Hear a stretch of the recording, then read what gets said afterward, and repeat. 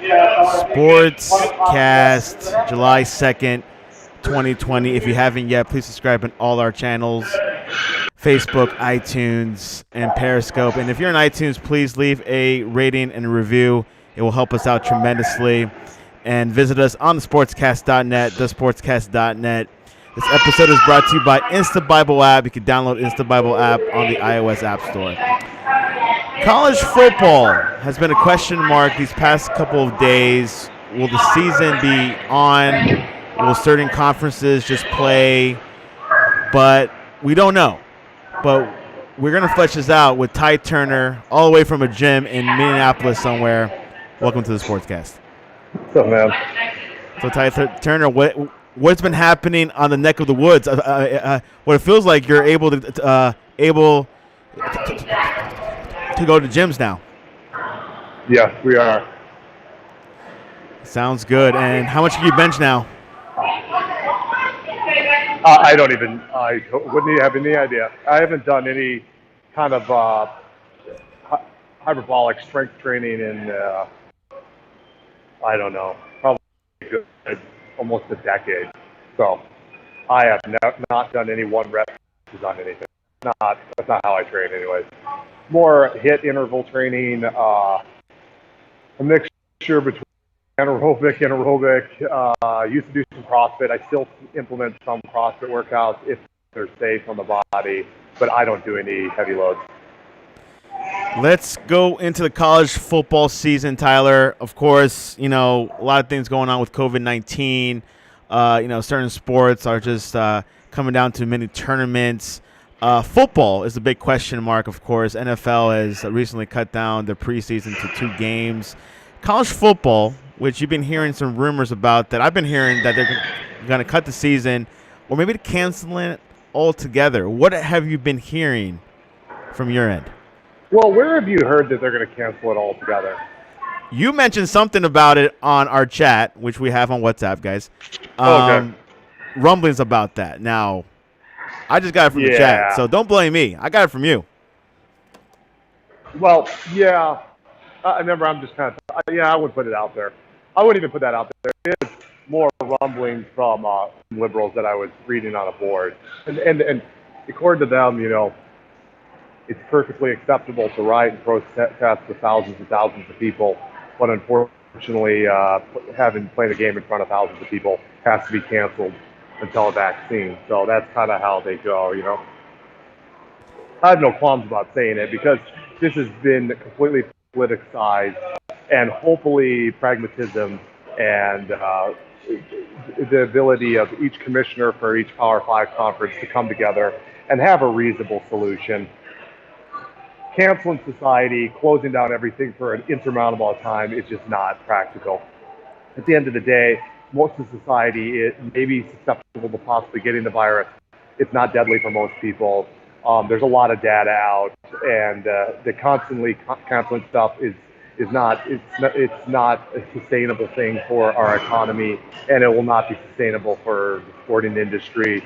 So unless there is a severe danger and risk, and there's a risk of mortality, risk of something on a very serious hyperbolic level, you have to continue with life. It's just common sense, and it's unfortunately I've come to the conclusion there's just too much evidence out there that it's just turned into a political issue, and that's why there's so much differentiating data and stuff out there. You cannot believe the media; they're on one side of the spectrum currently, and for the most part.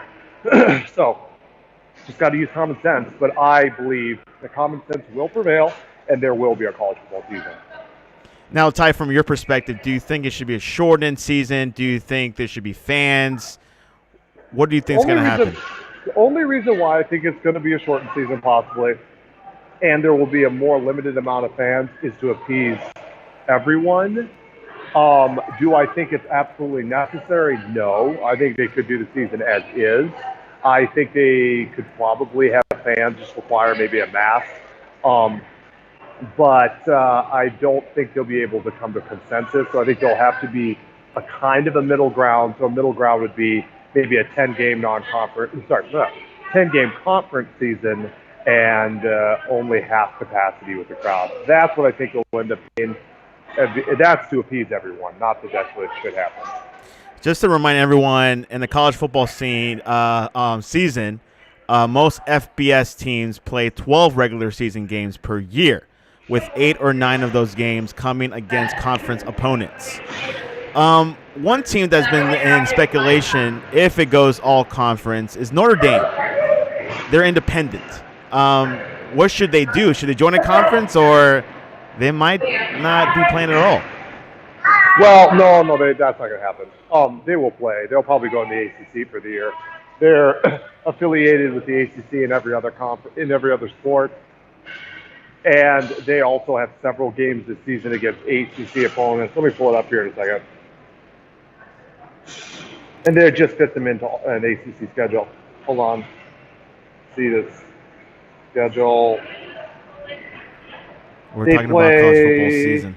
They play Wake Forest. They play Pittsburgh. They play Duke. They play Clemson. They play Georgia Tech. They play Louisville. So wait, they have 1, 2, 3, 4, 5, 6 games already against 8. So half their schedule is against ACC teams. So all they'd have to do is, let's just say hypothetically a 10-game conference season. I believe everyone in the ACC plays 9 games. So 4 teams would just pick Notre Dame up as an extra game. That would be pretty easy. So yeah, they'd probably go to the ACC for a year.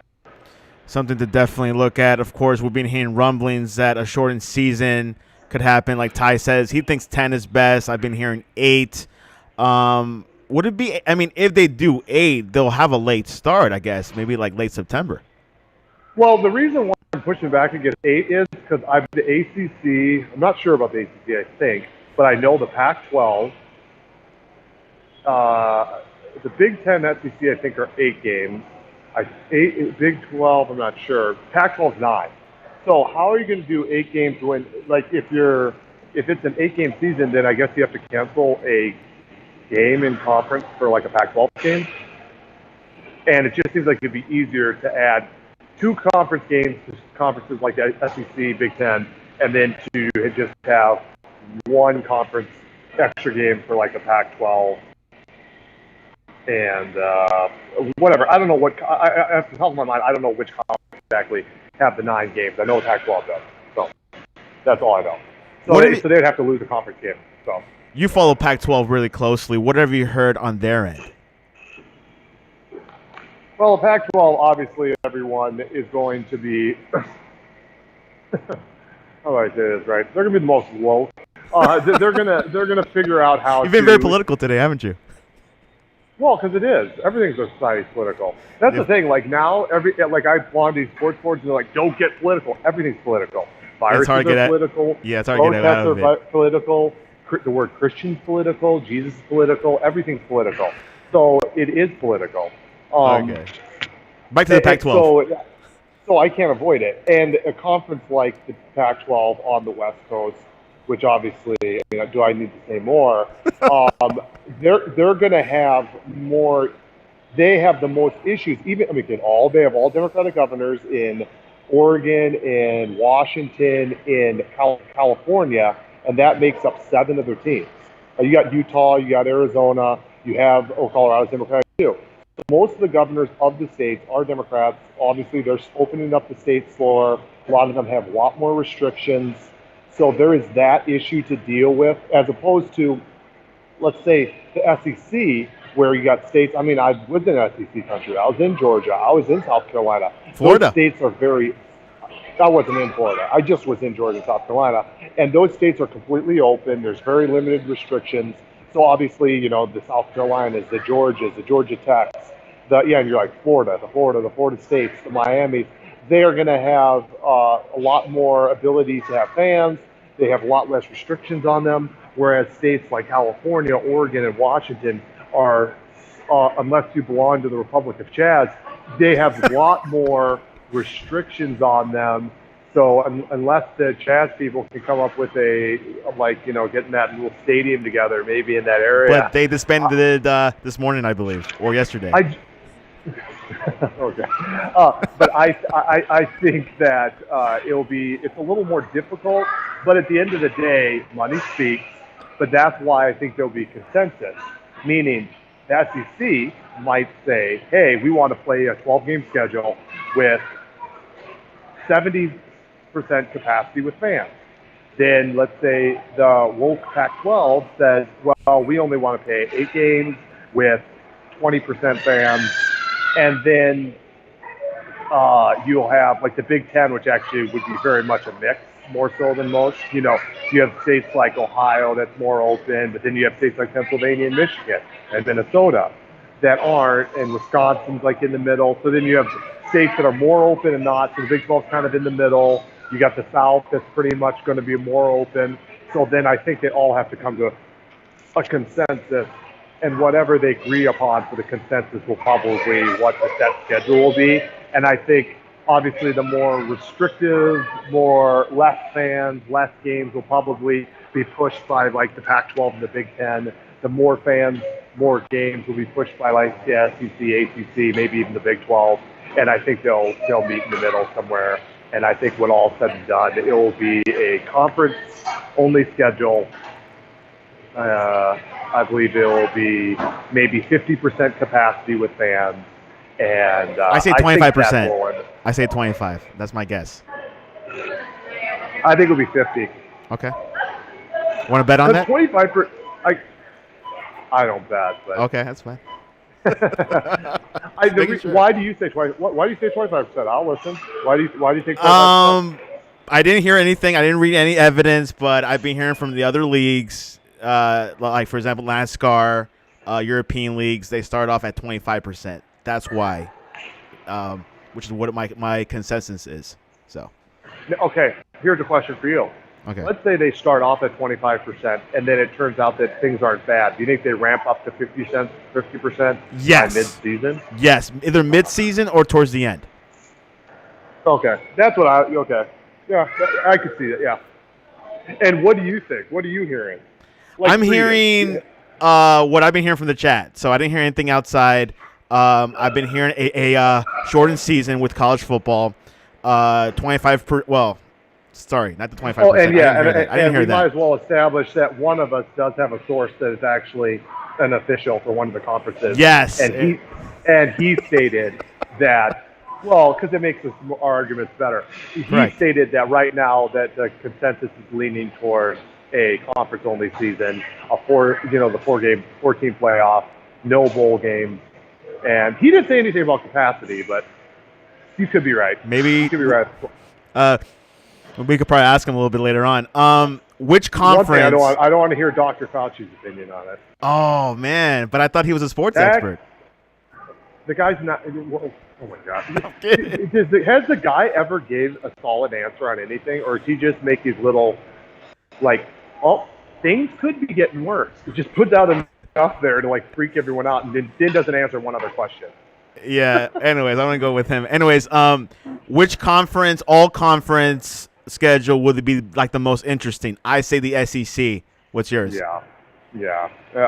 SEC, Big Ten. There will be controversy because what I could see is, and this would be the miserable part. So let's say the SEC, tough schedule. Let's say they all lose one game, okay? Mm-hmm. And then you have undefeated champs. Hypothetically, let's say Oregon's undefeated in the Pac-12, Oklahoma's undefeated in the Big 12. You got ACC, Clemson's undefeated, and then you have I'm missing the conference. Big Ten, Ohio State's undefeated, but then you have a one-loss champion in the SEC. What would people be saying if SEC gets left out? Especially since their schedule is by far the toughest. But then you also, if you leave, let's say, out Oregon, you're going to leave out an undefeated Power 5 conference team. The team is pretty good. I don't know. That there could be some controversy too. That could be a good article, by the way. It could be a good article. Okay, let's move on. There has been discussion of for some conferences to cancel the spring season for next year. What have you heard about that? So say that again. For like the spring football season, which is a small practice and a. Yep. I've heard there's a possibility to also cancel that too. Why don't they just like let things play out? I'm sure after November 11th. So I'm sure after November 4th, restrictions will lessen. That's just my prediction. So why that date? I don't know. We're trying to be apolitical here, but it's impossible, isn't it? It's impossible. No, you're right. You make a good point. I'm harboring my inner Clay Travis. Great guy. Probably one of the best sports journalists or sports Twitter guys out there. The other ones, wow, you can't follow sports. Yeah. It's all becomes. Anyways, I don't want to get into this. Why do they even? Oh no, I do have a question. I do have a question for you. Okay. If you want the season canceled and you're just going to push one side all the time, why are you working in sports media? True. Why are they working in sports media? Like Yeah. if they want everything to be shut down, then they should shut down. I don't want anything shut down. I want things at least. Okay. I agree. No, I agree. Us that want stuff to happen, but all the guys that seem to be pushing the other side, well, why don't they give up their job for a while? Yeah, you're right. I mean, it's not like we read anything from them that's enlightening, anyways. Well, just my opinion. Anyways, I want to ask you about how is like the Athletic doing. We'll talk about that a little bit later. They're not doing good. But, this part of the show, Tyler obviously follows a lot of talent as well, not just recruiting but also talent within the squads. Can you name us your top most talented rosters in the Pac-12 right now? So specifically the Pac-12. Do you want me to do the whole country or just want me to do the Pac-12? Let's do Pac-12, and if we have time, we might squeeze another one, but I doubt it. But go ahead. Okay, so in the Pac-12, so I have I'm going to do an article that's going to break it down into tiers, and I actually went through and I actually added together all the quality points for each recruit. So like if they're a recruit that has a composite score of 99.80, which is a 5-star, which is probably one of the highest in a class. I'll be either the top 5 every year. He would have 29.80 quality points. So I actually went through and added the quality points of all the Tier 2 teams, a Tier 2 college football roster. I added together all of what I would consider the Tier 2 talent rosters in college football. So the Tier 1 rosters are Alabama, Clemson, LSU, Georgia, and Ohio State. The reason why they're Tier 1 is because they have 50-plus blue-chip players. They have almost 30-plus top 100 players. They have double-digit 5-stars. Those are clearly the 5 best rosters on paper in college football. Those are Tier 1 rosters. Those are elite rosters. Those are championship rosters, however you want to put it. Tier 2 is the ones that I would all consider college football player rosters, very good rosters with pretty much half or better blue-chip players, close to double-digit top 100 players and multiple 5-stars. And in there, if you want to specifically just exfoliate the Pac-12 teams, I would have 3 Tier 2 rosters in the Pac-12. So 0 Tier 1. I don't have any Tier 1 rosters in the Pac-12. I don't think any of the rosters are at the level of a Clemson, Alabama, Ohio State, Georgia, and LSU. But the Tier 2 and USC would fall, when I added these points, on my formula, they fall at number 10 currently. And when I added all these points together, I believe they fell, I'm going off the top of my head, I think it was actually 11. So I think they're number 11 when I added the quality points, and they're number 10. In my formula, Oregon is 13. When I added all the quality points, they were 12. Now, if I were to actually, in a nutshell, compare USC versus Oregon, USC, a lot of their players that were rated 5-stars, that were top 100 level players, haven't necessarily played to that level. And I think a lot of that goes to just the culture of USC, the development of the coaching staff. So even though on paper USC has a slight edge over Oregon, because of how the Oregon players have played either at or above their recruiting ranking, I would rank Oregon's roster above USC. And that's not, I know I'm an Oregon fan. I know that they're the team that I cover and it's my fandom, but I'm being, from just an objective perspective, if you compare 5-star to 5-star, 4-star to 4-star, you have 5 stars at USC that have not played at an all-conference level, that have not been big-time producers, whereas guys like Kayvon Thibodeau was a freshman All-American. Panay Sewell was the Outland Trophy winner, first-team All-American. Mikhail Wright was a freshman All-American.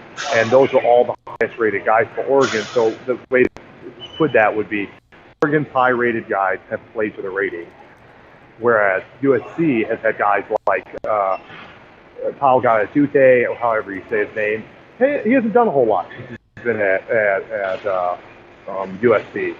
Who's another guy that it was a really high-rated guy for USC? Elijah Griffin. He was a 5-star. His first 2 years, he hasn't been an all-conference performer. He wasn't a freshman All-American. Chris Seals wasn't a freshman All-American. He was a top 50 guy. So Stephen Carr, who was a 5-star, that's a 5-star coming out of high school. He has not played to that level, has not been an all-conference running back. He's not one of the highest, most productive returning running backs in the Pac-12. So I would say I would give an edge. If you're going to say the data to go along with the production, that Oregon ranks higher than USC. And then at number 3, I'd put Washington. Washington is a little below Oregon and USC as far as the baseline. They finished lower when it comes to the overall points in my team talent formula. They finished lower when it came to the points, which I might put that formula out too, but the quality points, they ranked lower than both USC and Oregon. And I believe Washington, during Chris Peterson's time, guys actually outplayed the ranking. So he had a lot of guys that were 3-stars that ended up becoming 2nd, 3rd round draft picks. So let's see how Jimmy Lake does, but I would put them at 3. And then if I was going to have a 3rd tier, which I might not, because I don't really think a 3rd tier for the most part has even made the college football playoffs, I would probably put Stanford and Arizona State there. Stanford finishes 20th in my team talent formula. Arizona State is in the next out. It'd be about the number 28th rated roster. But I think that I don't think either of those rosters are really capable of making the college football playoff. I think you have 3 rosters that can make the college football playoff in the Big 12 from a baseline talent perspective. And even though the baseline data would edge out USC, I think if you look at the production plus data, Oregon has the best roster in the Pac-12. Of course, Oregon is conducted by Mark Cristobal, a talented coach, but also a good recruiter. First thing he did in Oregon was get the recruiting system going and got big names so far, and it's still working out. So Tyler has high hopes for him still and the organization as well, and we'll see what happens with the Pac-12.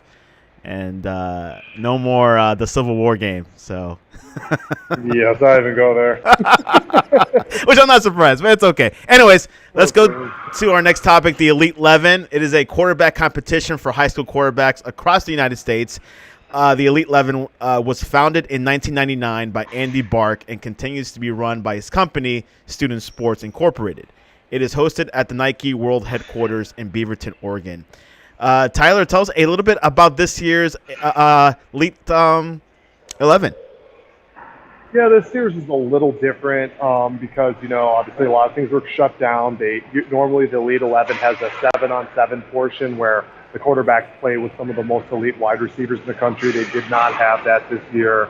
But it was 3 days of competition. The first day, I believe, was a route tree. So they had every quarterback go through a route tree. Day 2 was a pro day style workout, which had each quarterback go through a pro day style workout that had them go down systematically, starting at the 5-yard line with short passes, and then they would air the ball to the field with longer passes. Then they mix in rollouts and scramble drills until they barely got the goal line. They did goal line pass drills. And then day 3, they did this gadget kind of hit the target drill, and you had to hit a target before you moved on to the next station. I honestly, of the 3 drills, I thought that one was weird. But the other 2 I thought were pretty applicable to overall football. The MVP was Caleb Williams out of Gonzaga Prep in Washington, D.C. He makes his commitment on July 4th. I believe it will be Oklahoma in the 247 crystal ball, which all the experts predict someone to go somewhere. He's a unanimous choice to go to Oklahoma. So Oklahoma once again will land a top quarterback. Not surprising. According to 247 Sports and Rivals.com, the top performer at the actual event, so the Elite 11 MVP went to a guy that was good at the event, but also what came into play was his overall production as a junior in high school. But then from Rivals.com and 247, they gave the top performer at the event to Ty Thompson from Arizona, and he's committed to Oregon. Oregon. Oregon. And he was very impressive. I saw him at the event the first 2 days. I believe he was the best looking prospect. 6'5", 215 pounds. He's a lot like Justin Herbert. If there could be a comparison, that he's very similar to Herbert. Size, athletic ability, that's a good sign. Strength. He reminds me a lot of Herbert. He's even kind of like him personality-wise. Uh-oh. Quiet. Yeah. Well, yeah. I mean, quiet and like introvert, soft-spoken. Yeah, he's a good student. So I think the kid's impressive. I think he's going to get a bump. I think he'll end up a top 15, maybe a 5-star prospect when all is said and done. So I was incredibly impressed. So Oregon's going to be in a good place with him. I think Oklahoma will be in a good place with Caleb Williams. I also liked how Brock Vandagriff, Georgia commit, he won the gadget drill. He's a 5-star. I think he's a good-looking prospect. Kind of a dual threat guy, but I think he's a good-looking athlete. Who else was I impressed by? McCord, the kid who's going to Ohio State, has a big arm. I don't think he's quite like in today's college football. You really want mobility as a premium. Just with all these unique defenses and all these exotic defenses, I just think that you really have to be able to move in the pocket. And McCord has a huge arm. He's a really good arm talent. I do think he lacks a little bit of that mobility that's necessary. I like the Del Rio kid that's going to Florida. I thought he had a good arm, good athlete. Thought he was overall a pretty impressive kid. And Miller Moss, who's going to USC, was a solid. I don't think he's a high ceiling guy. He's not super big, doesn't have a great arm, not a superb athlete, but I think he's a very consistent kind of player. I think he could be a very consistent college quarterback. Those are my top performers. If I had to predict who I think will be the 3 best in college, I mean, you have to like anyone that goes into Lincoln Riley's system. So I love Caleb Williams going into Oklahoma, and Vandagriff's going to play around a lot of talent at Georgia. And, Oregon has been great at producing top-level quarterbacks. They've put more guys in the first and second round this decade more than anyone outside of Oklahoma and USC. So I like Thompson, and I like his ability. I like him playing in the Oregon offense, and I think he will be a very good college quarterback. Yep. Notable Levin has notable a lot of history from it. A lot of stars came from it. Andrew Luck, Matt Stafford, James Winston, Bridgewater, Matt Leinart, Geno Smith, Mark Sanchez, Tim Tebow, Vince Young, Kyle Orton, and Troy Smith. And you can see it on YouTube, I believe, right? Yep. There you have it. I believe you're able. And I was able to watch it all live on Instagram Live. Elite 11 was videoing it live. And Ty Turner, of course, covers the talent and the scouting. Tyler, give us a quick 60-second recruiting update. Anything lately happening like these past couple weeks that is notable to mention on the show?